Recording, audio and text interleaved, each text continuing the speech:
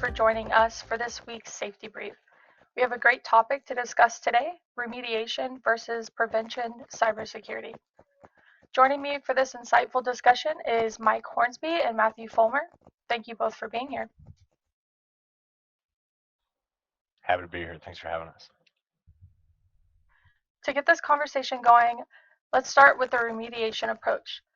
It focuses on detecting and responding to cyber threats after they've already occurred. The mindset here is react and mitigate.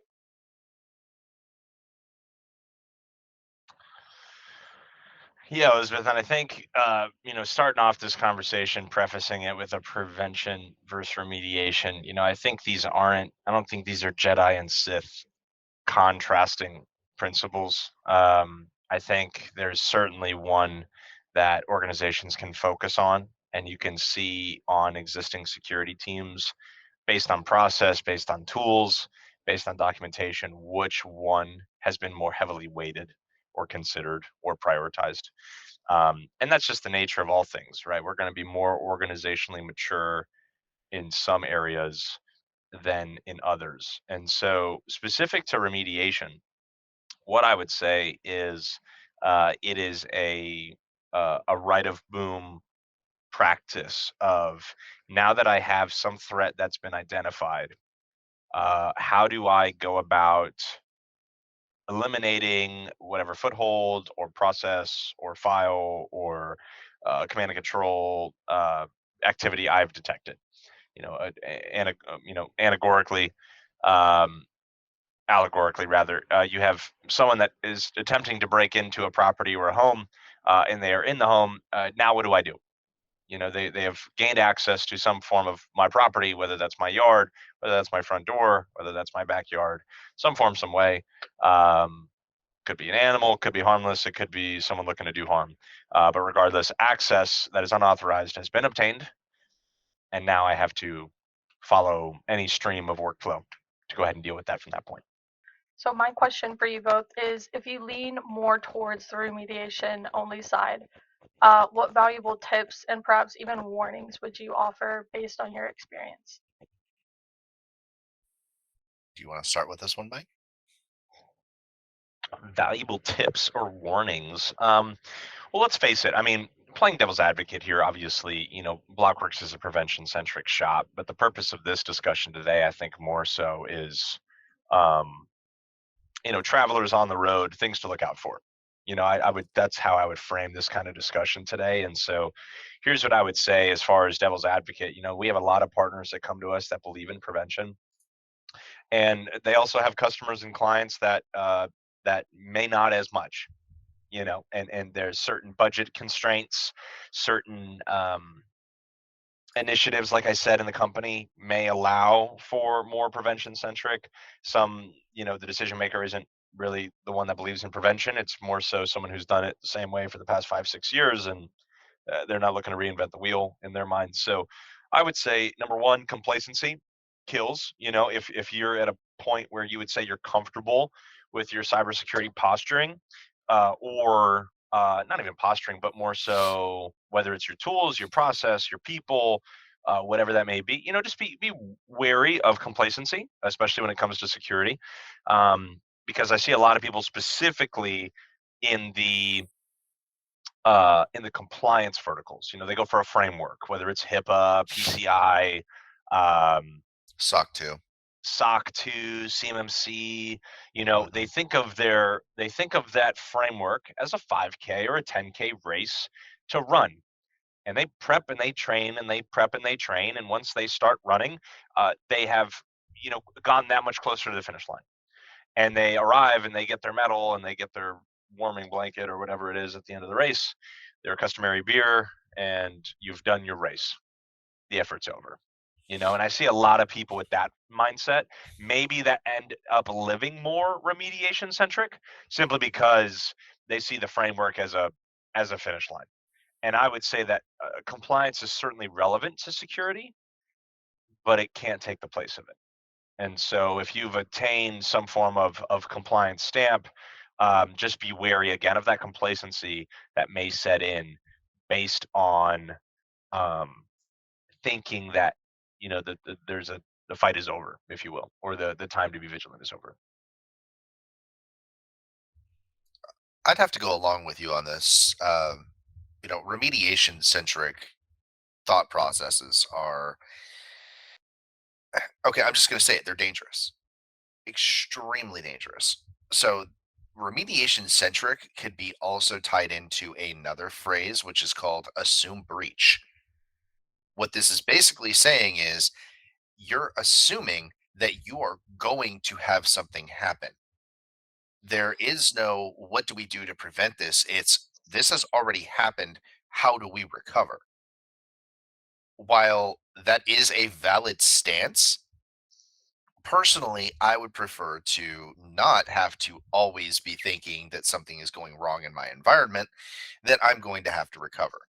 Because in today's day and age, the something that has gone wrong means somebody has access to your environment. Somebody has a foothold. Somebody has persistence.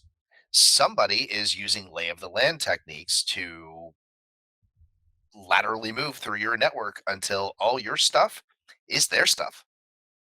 And the problem with having a remediation centric process in place, most of the remediation tools that are out there, they're only going to catch about 30% of what's actually happening when you are right of boom. So fantastic. Congratulations. If you want to have that stance, that's wonderful. But just remember that 70% of stuff that you aren't getting reported on, it still exists. It's still there. You just don't know that it's happening. And that's where it's going to get really nasty.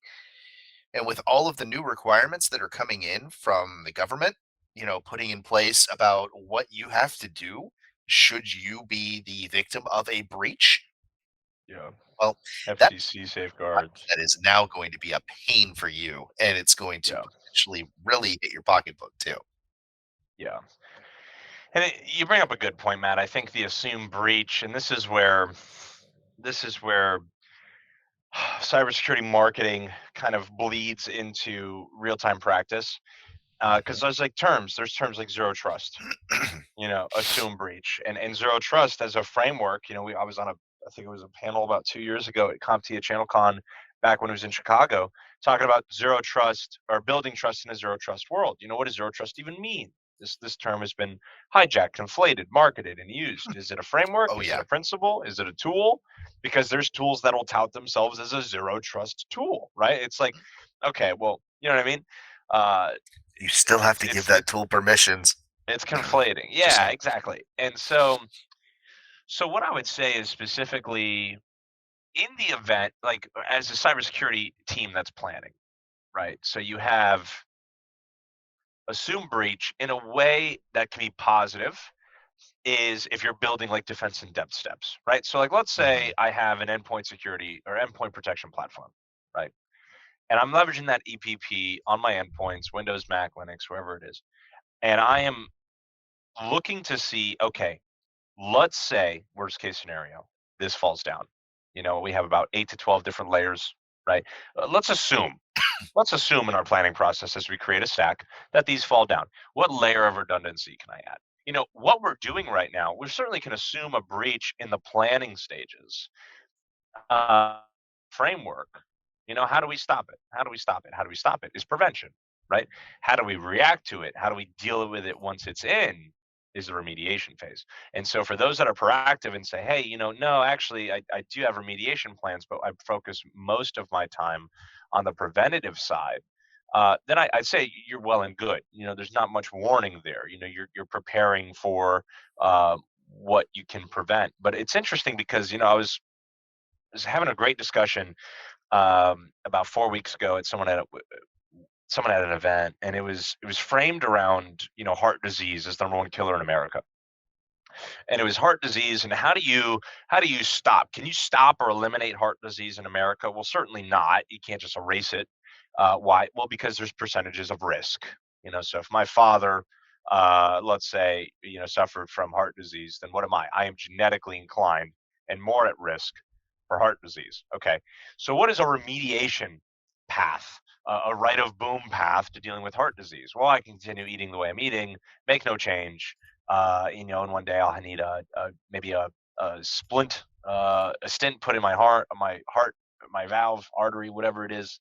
I'm not a cardiologist, obviously, but you can get triple bypass, quadruple bypass, double bypass, right? These are very intrusive surgeries to help treat and remediate symptoms and difficulties presented by heart disease, right? Well, what is, you ask any dietitian, okay, hey, heart disease is the #1 killer in America. We know this is true, right? And we just like we know that the ransomware statistics are true. We know that the average ransomware payment is high. We know that the level of going up. breach, the level of and we know like the number of users that are clicking on malicious links is going up, right? So, but there's another way to look at heart disease as the #1 killer in America, rather than oh well, it's coming for you, right? It's going to happen. You're going to have some form of heart disease, right? Well, what can you do? Well, I sit down with a dietitian. I say, okay, my father had heart disease, a history of heart disease. It's obviously common in America, but it's the food we eat or the lifestyles we live. What can I do to prevent it? What can I do to mitigate the risk? You know what they're going to say? They're going to say, okay, well, there's plenty of ways. Very positive outlook, not very pessimistic, or oh well, it's coming for you anyway. And this is where we kind of get into the FUD that's found in a lot of cybersecurity messaging, right? It's like, oh well, heart disease, #1 killer in America, ransomware, #1 eliminator of jobs and budgets, and small to medium-sized businesses, most don't recover. Rawr, right? It's scary. And so, but the interesting thing to this is, can we prevent and mitigate the risks of heart disease? Yes. Cybersecurity is no different. Cybersecurity is no different. It's a percentage of risk.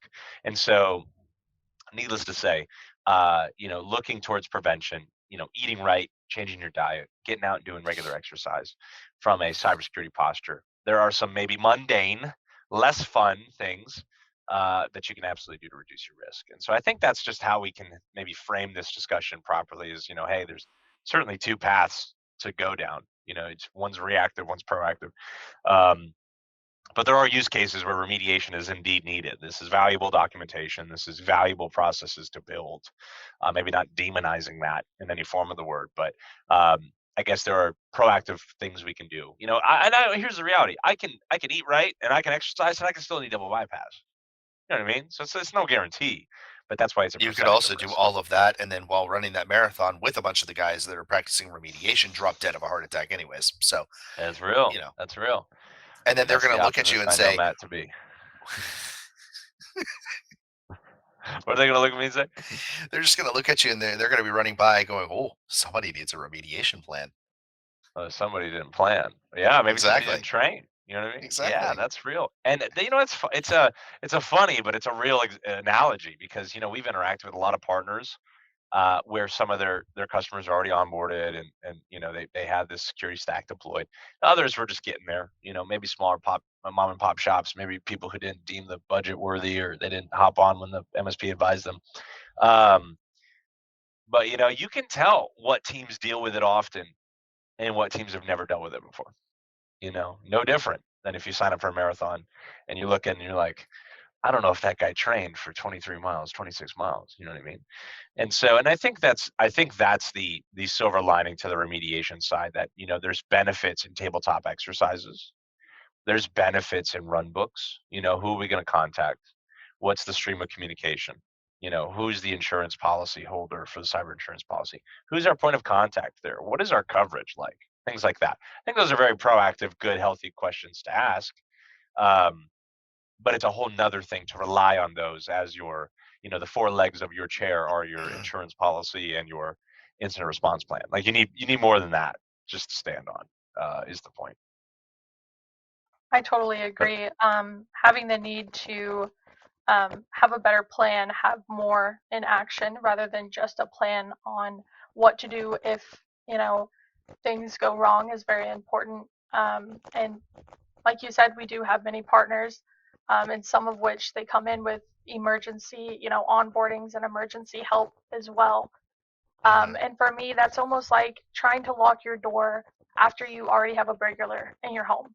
So having that plan is really important. That way you're not put in that situation and then putting other people in the situation of also trying to help you as much as possible when there's already a burglar in your home. A lock can only do so much. Prevention can only do so much. And that's a great point, Elizabeth, because a lot of people,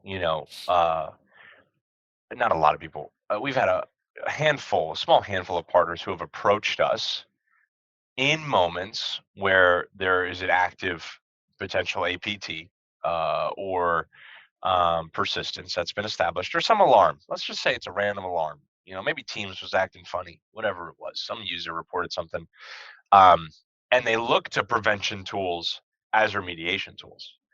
And the analogy you gave was, a deadbolt lock doesn't do a lot of good when he or she, whoever the intruder is already through the door, right? Like there are tools dedicated to the use of prevention, and that is what they're best at.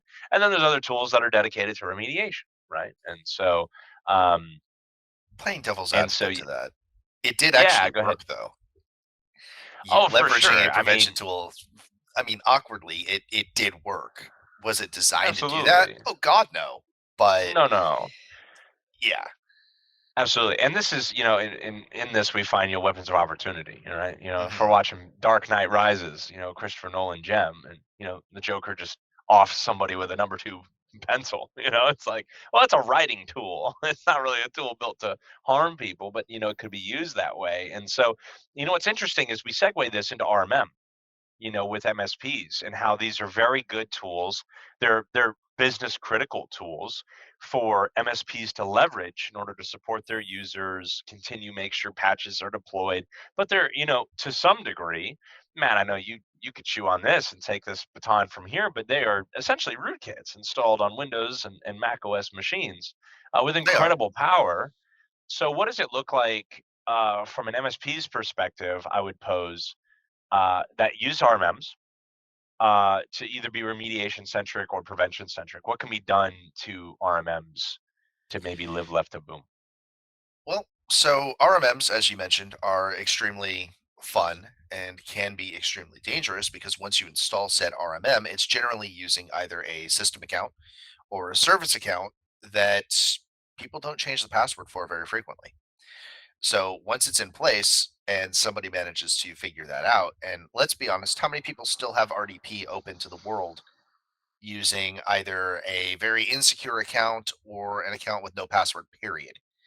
Um, which we have seen. And it is painful every time we see that.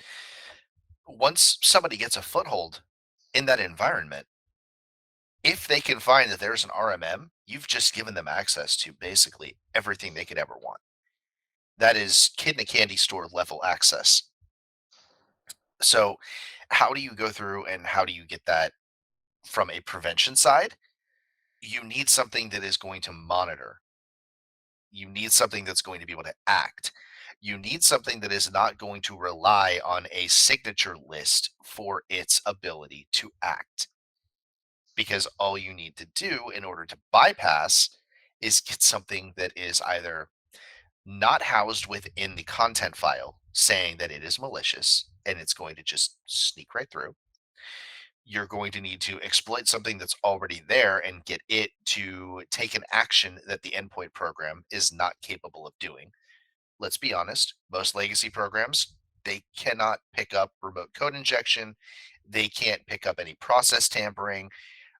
They sure cannot do anything with process hollowing. That's just fun to watch happen.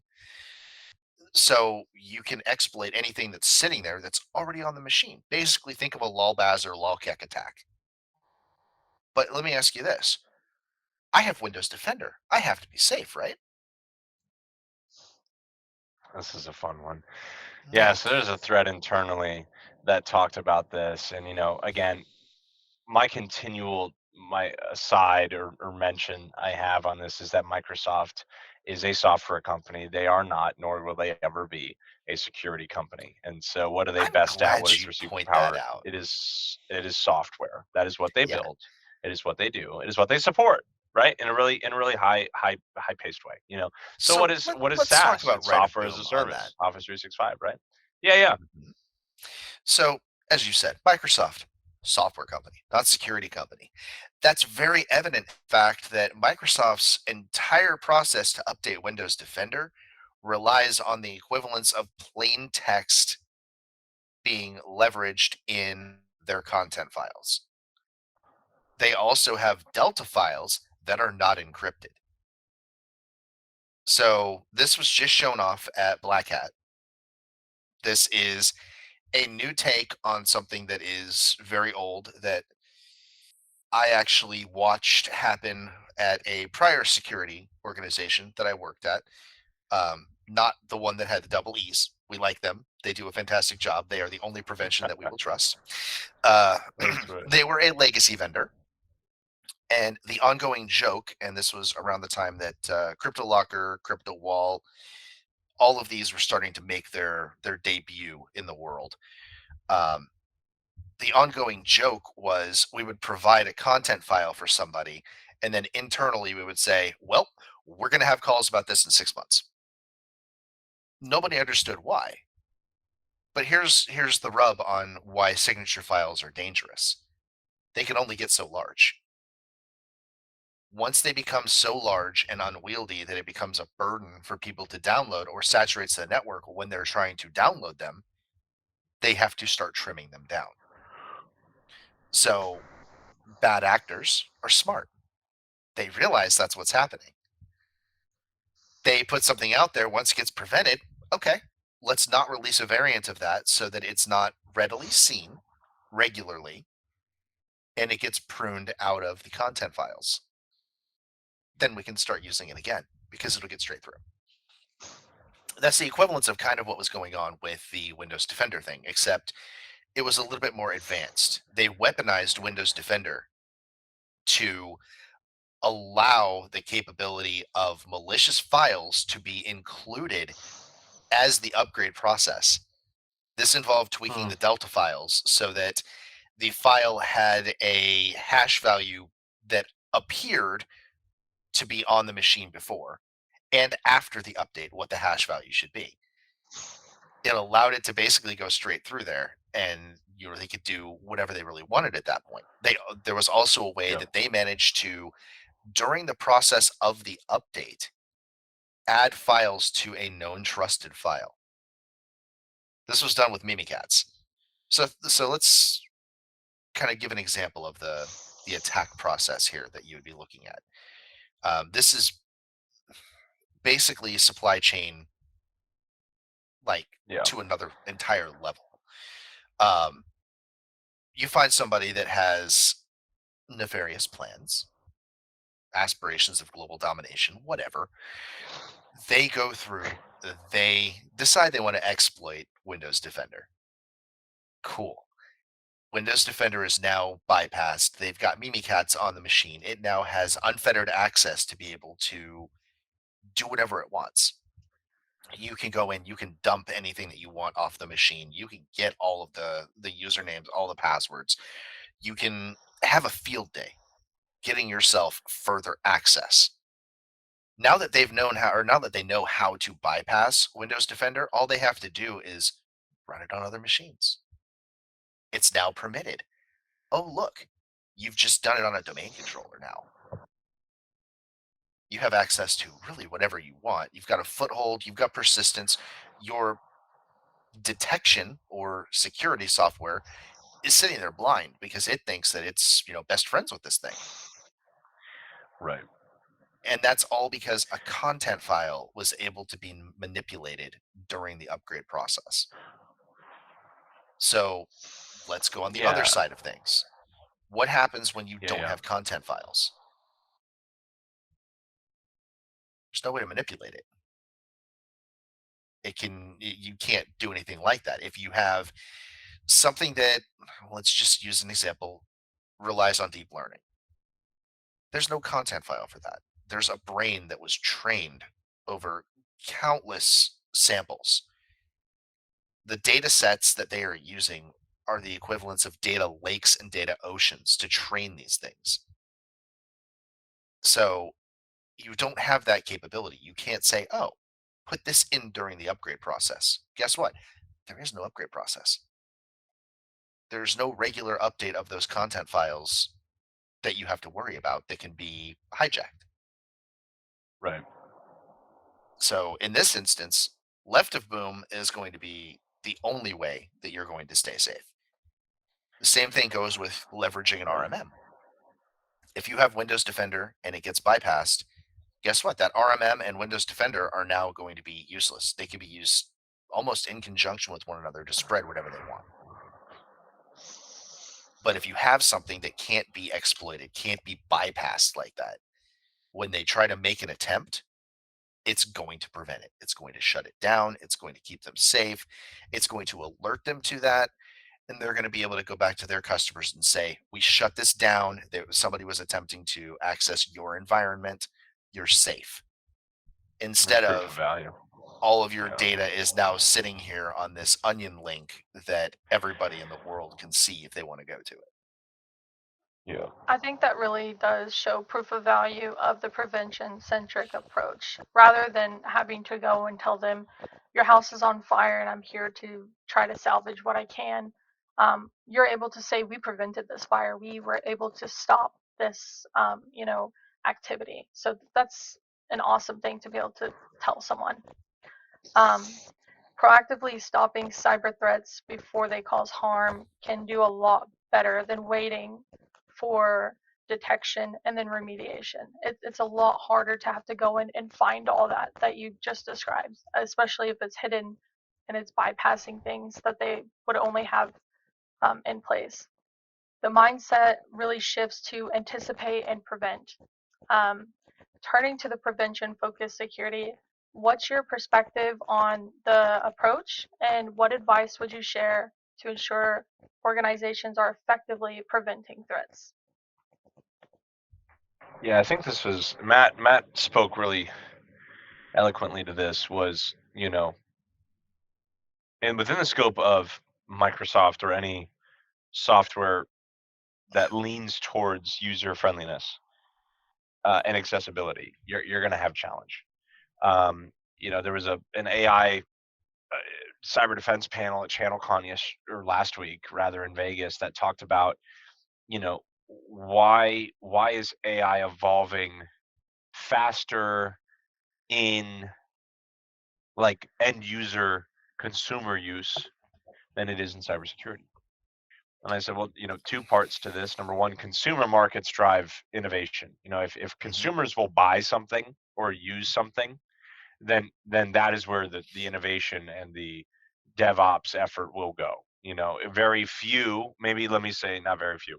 There is a smaller audience looking for security tools than, look at this cool Dolly AI art generator that made this really awesome cartoonized selfie of me, right? So you have like 8 billion people that would want that, and you have maybe like 500,000 people that are looking for a ExpressVPN or NordVPN. It's like on a daily basis. We're researching different things, and so, the new market share for, it's cool, it's cutting edge, it's new technology. There's an innate curiosity in consumers and users that want to try, and this is why we've seen the adoption of ChatGPT, and so many people have gone on and played with it. Why? Because it's accessible. AI is not brand new. It's been around. These learning models have been around for quite a lot of time. They've just never been as accessible. And I think this is what raises the stakes for prevention, is because with these tools being so accessible, threats are going to get more complex with less effort. And that is the promise of AI, after all, right? It's more result with less inputted effort, right? So like if I needed to prepare a presentation, and I'm in college, I'm finishing up my senior capstone whatever project, and I needed a really eloquent 5-point presentation, I can ask ChatGPT or I can ask some AI learning model to write that for me. What am I doing? I am getting more results or quote unquote work done with less effort. I didn't have to sit there and think. I didn't have to sit there and plan and whiteboard and get my number 2 pencil and my loose leaf paper, and I brainstorm. I'd put a bubble in the middle and bubbles on the outside. You know what I mean?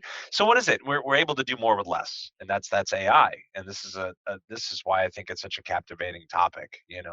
There's AI. I think it was 2-3 weeks ago. Went to some brick fire pizza joint, and I kid you not, this was like not in like some space age techie place. It was just in some suburb of Illinois.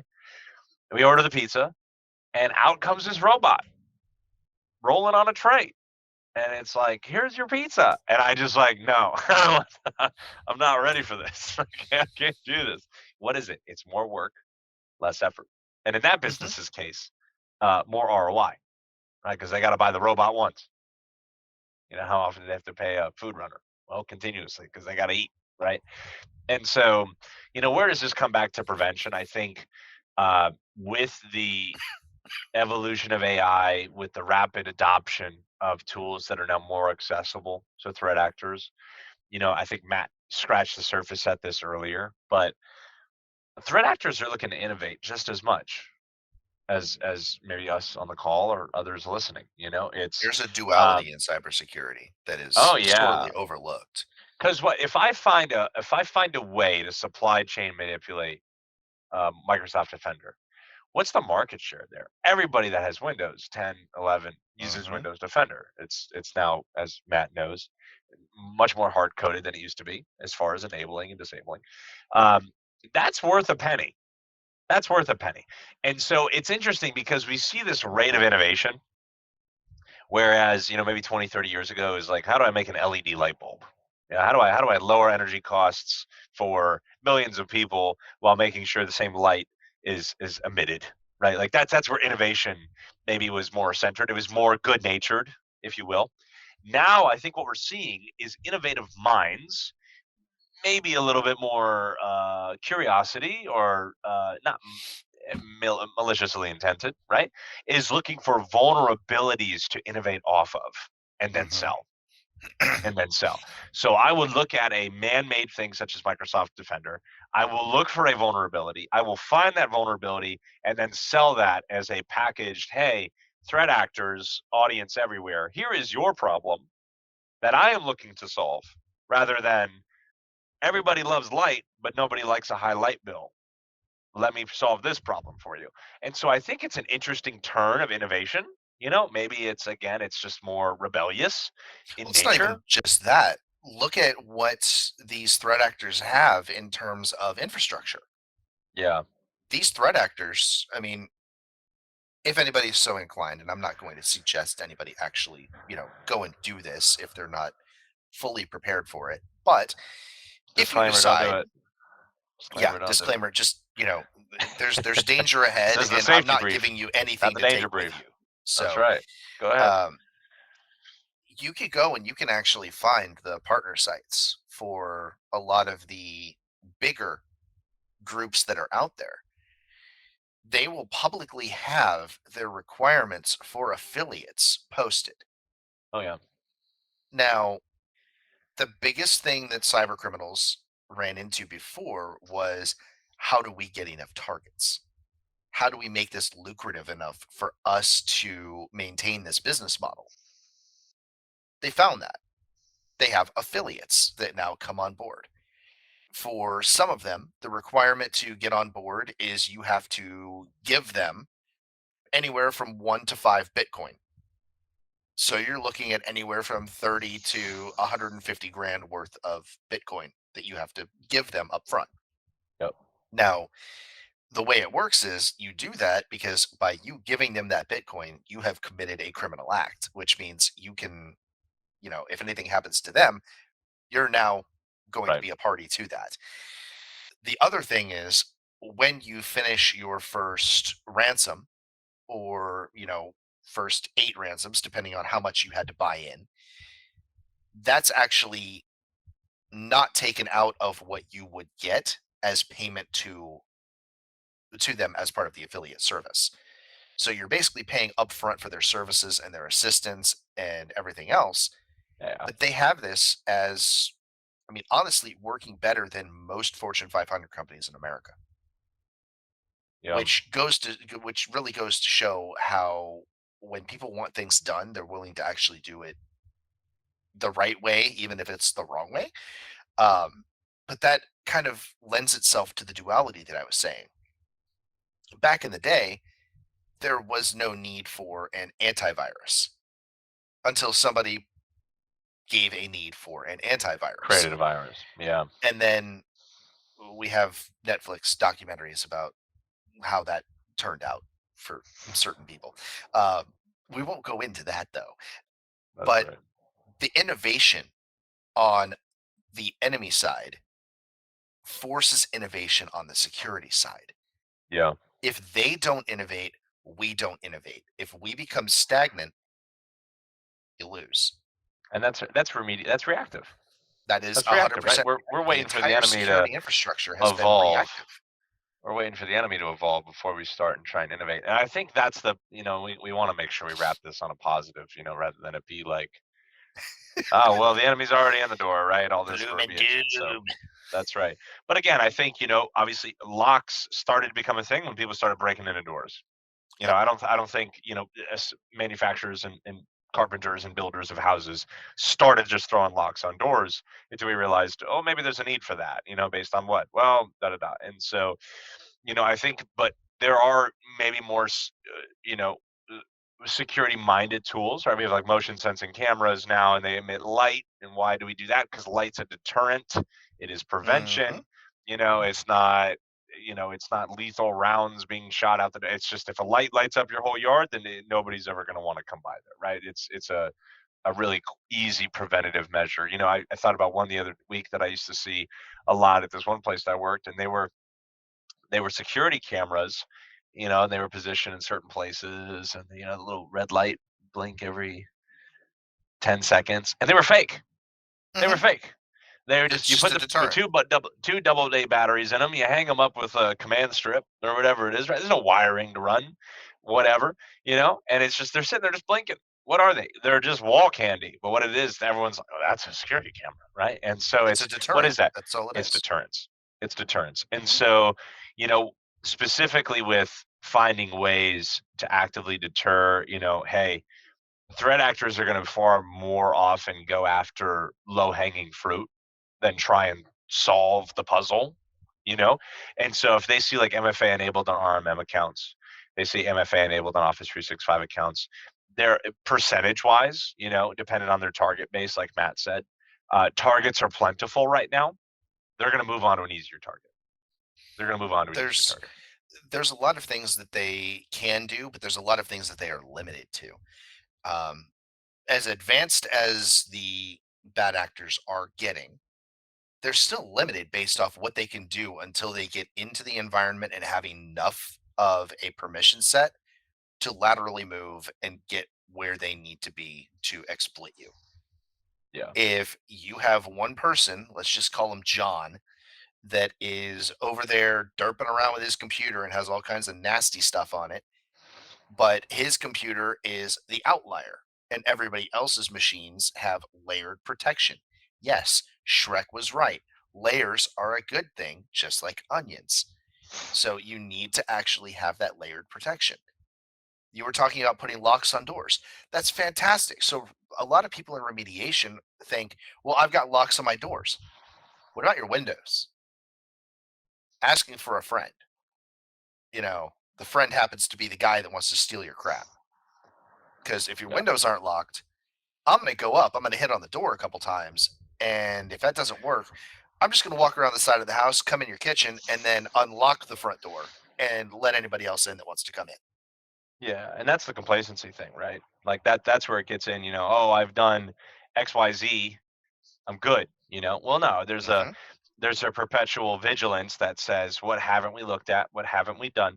And this is where I tie it back to the assumed breach being a healthy thing. These tabletop exercises, these security reviews where you go through and you say, hey, where are we really strong? And this is constantly where I bring it back to with prospects and partners that we talk to is, where are you least confident in your security stack right now? That's what you need to do to mitigate, right? That's where you need to take confidence, right? So if I'm looking at it as a health and wellness model, hey, I eat really good.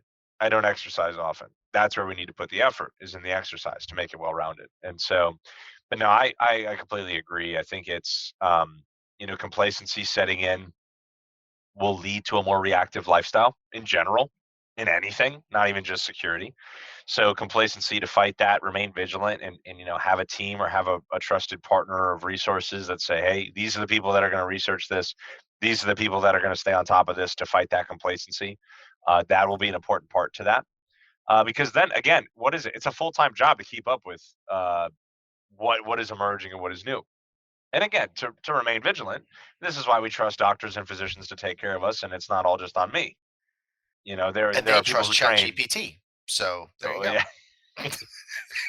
Not all infallible, but the point being is there are full-time professions to stay on Yes. top of these things that we would never be able to on our own at our own devices. And so, This brings up an interesting point because we're talking about the reliance on, you know, new technology. You talked very clearly about the reliance that many people have right now on large language models. right. What happens when those large language models are wrong? Is anybody has anybody taken a look at the fact that version 4 of ChatGPT started answering basic math questions completely wrong? Well, so here's the fun thing about, and this came up last week, is because these are open set language models, like they're open use, anybody can go and use them. The more people using them, the less accurate the data set gets, because it's only as good as the data it's getting, right? And so if I have a language model that 5 college professors use, and that language model learns based on interactions with them, that's be a pretty intelligent, well-versed language model, right? Well, if I open it up to the internet and I say all you got to do is have an email, password, and phone number, Yeah. then anybody can go there and inject whatever they want. Well, then the language model is actually getting dumber, less intelligent, less accurate, and it's because of the use. And so we're seeing this like pendulum effect right now with open source and open access language learning models. And obviously I'm not an LLM person. I'm not, but it is fascinating to see as, you know, as they become more accessible. If I can tell I you think that this. data in the long I run will help it, but in I the built short some term. stuff in GPT that I showed you the other day that I was using to try and, automate a lot of stuff. Yeah. I didn't tell you how many times I had to go through and actually regenerate responses because they were Oh wrong. yeah. Oh I yeah. actually looked at it as it was putting the response because I can write all this stuff. Sure, I just certainly. don't want to sit there and manually type all of this crap in. It's a lot of code. So AI, more looking at result, less that, effort. That's the exactly. promise. So And if it it's not writes the doing that, code I'm not for going to use it. me, and Yeah. then I can spot check with human validation. And it was almost instant. It cut through, and I'm like, line 5, that's wrong. That's not going to work. Tell it to Yep. regenerate. Gives you a completely different way of doing it. And you look in there, and it's like, oh, well, now you're trying to do this with VB script. Okay, well, you're calling items that don't work in VB scripting. So how is that actually going to work? That's a fail. Regenerate. After about 14 iterations, it finally got close enough that all I had to do was tweak a few variables and I got it to work. But that's the problem right now. And this is kind of, it alludes back to what we have in the security world. You cannot rely on something simple. You cannot just go in and say, click, oh, that's good, leave it that way. This isn't an easy bake oven. We're not baking muffins that are going to taste terrible. You can't set it and forget it. You have to actually be vigilant about this. No matter how smart the tech is that you're working with, if there's no human validation component to it, you could have bad data and not even know that it's there. So that's why, when we're talking about left or right of boom, right of boom is a nightmare. Flat out, it is a nightmare. You're going to spend more of your time and more of your employees' time chasing down things that may or may not actually be an issue. And if it's not an issue, how many man hours did you waste chasing down something that wasn't an issue? All because a program may have thought that it was bad, but had false data, hadn't been updated with latest signatures to say that it's not actually a threat. Whereas left Yeah. of boom, you're going to have less overall effort that you have to expend because the intelligence is there, but still requires a certain modicum of human validation just to ensure that everything you have is accurate. So if, Yep. I know one of the things we wanted to do is we wanted to weigh in and say, whether we fall on left or right of boom as our recommendation. I mean, you know me, I'm 100% left of boom. my Yeah. my entire goal with with what I do, and part of the reason that I'm here at Blockworks with you guys is to keep people safe. You can't keep people safe if you're right of boom. It just doesn't happen. There's way too much risk, and you're assuming that risk on a daily basis. And I think, Matt, you hit it on the head. I think the primary difference in these complementary, contrasting, whatever we want to call them, frameworks as far as cybersecurity operations go, is the level of certainty. Once data has left the network, once persistence is established, there are far greater levels of uncertainty in that scenario than there are uncertainty. Or I'm sorry, there's far greater levels of uncertainty than there is certainty, right? So what is that? There's less in your control at that point. And that's a very difficult from a service provider model, from a trusted advisor model. That is a more difficult situation to cultivate and perpetuate trust in, And so now granted, you go into an operating room, they say, hey, here's the odds, here's the percentages, here's the statistics. We're going to do the absolute best we can, right? But listen, I take vitamin C and elderberry. I believe in, staying proactive. I big cross country move for my wife and I recently. And so what did we do? Well, we dropped like $1,500 on 4 sets of tires. Well, why did we do that? I was talking to Rob You sent about me the this. We were receipt for laughing. that. That was adorable. Yeah, we were laughing about this because I was like, I would have never done this. No. Pre-Blockworks. And we were laughing. And he's like, what do you mean? I was like, dude, it's prevention. I sat there and I counted the opportunity cost of what is the percentage of risk, what is the cost of that failing. If that fails, what is the cost of downtime? What is the cost of getting an axle fixed or replaced? Because we have a single wheel truck, we don't have a dual wheel truck. That's a big problem. It's a far bigger problem than a guaranteed cost of $1,500. And so I looked at my wife and she's like, you're right. 2 years ago, I never would have thought that. And so again, my point being is, prevention's a mindset. It is a way to view the world and the problems in it, far more so than cybersecurity limited, right? And so I guess I want to preface it with that, but it requires a lifestyle. It requires a mindset that says, you know what, I'll spend the budgetable cost to reduce my percent by 40 to 50, knowing that I could still have a tire fail. I still could have an issue come up. But what have I done? So I have so much more certainty and less uncertainty of that issue presenting itself. So you're talking about this. Oh, And sorry to cut you off. Oh, yeah, sorry to cut you off. We're going into another topic here, and that is utilizing a hybrid approach. Even though you replace those tires, you still have that mindset of it could still happen. What am I going to do if it does happen? How much does it cost? What is my plan? In my opinion, it's important to have remediation plans and procedures laid out, even with the full stack prevention. Kind of like what Matt said, it's not a plug and play. There's human validation, and there's still work to be done after having full stack prevention in place. You should always have an incident response plan in place. But you were talking about the consumer side is driving so much. Do you know why consumer sides drive so much in comparison to corporate and enterprise sides? Money. Not even that. What if I told you share? there was a way to drive things and it doesn't really cost you that much? What's the one thing that you see? Load up Instagram. What's the one thing that you see these days that everybody claims that they are? Oh, I was gonna say, I load up Instagram, I see food. A lot of content creators, influencers. Oh god. Now, mind you, influencers used to be like the thing until they killed the whole you have a special check mark that you now have to pay for, and then all those influencers decided they're too broke to pay for it. Shocking. But there's a lack of people talking about cybersecurity. There's a lack of people talking about the benefits, the pros, the cons of cybersecurity.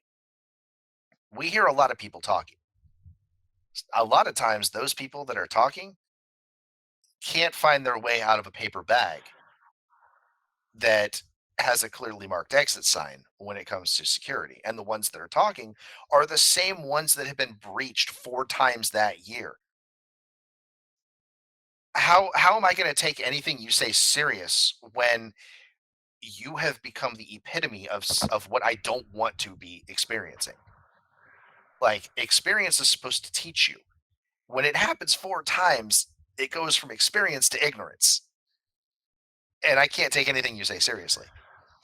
But there needs to be more vocalization about prevention. There needs to be more vocalization about quality cybersecurity, about proper hygiene.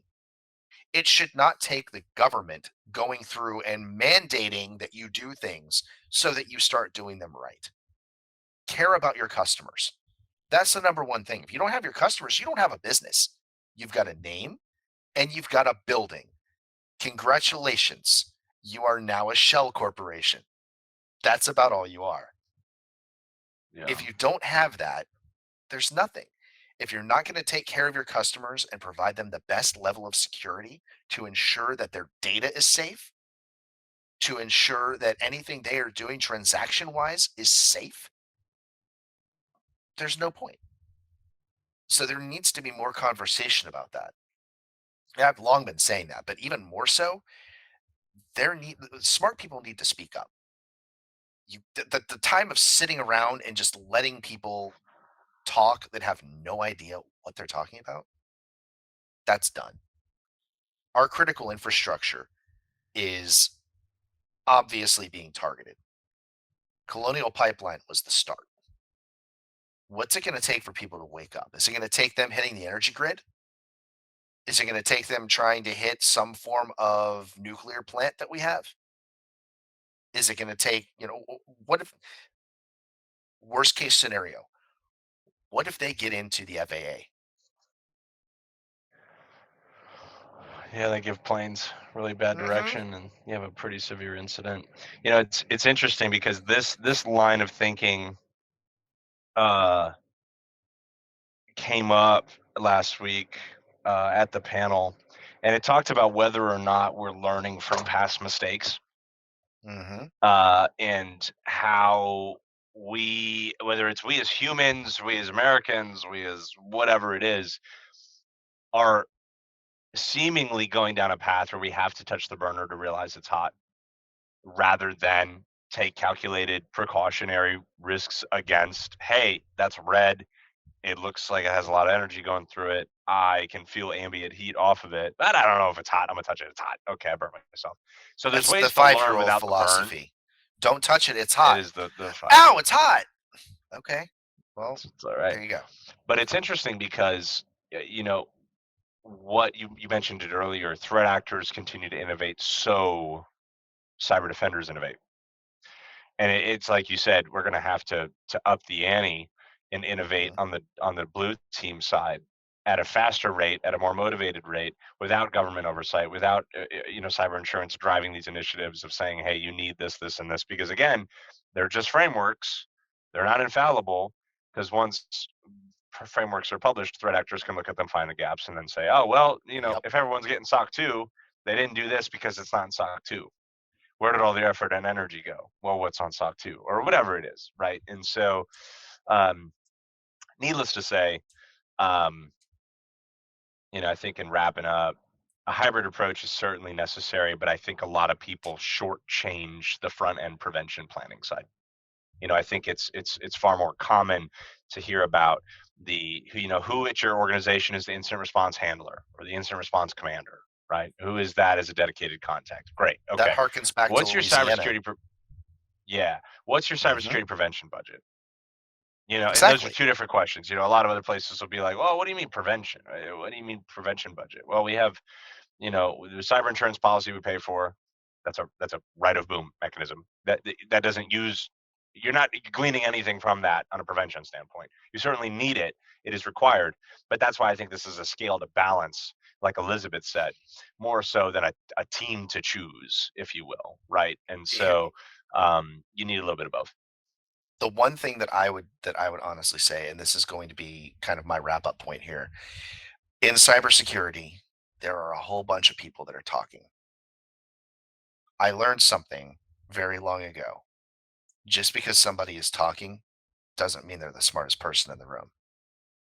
In many cases, the smartest person in the room is the one that's not saying anything. They're listening because they're learning all the information. They're figuring out how to piece it together and they're going to come up with a plan and it's going to win. So listen. That's the only thing I can say. That's your best defense. Listen so you can learn, so you can implement, so you can not become a victim. Well, that also brings up something that, we use every day here at Blockworks, which is winning and learning. So it's definitely an important factor in cybersecurity and Absolutely. probably in any field that you're in. I want to say thank you both for joining today and for the wonderful discussion. As we conclude, always remember that cybersecurity is a destination that's ongoing.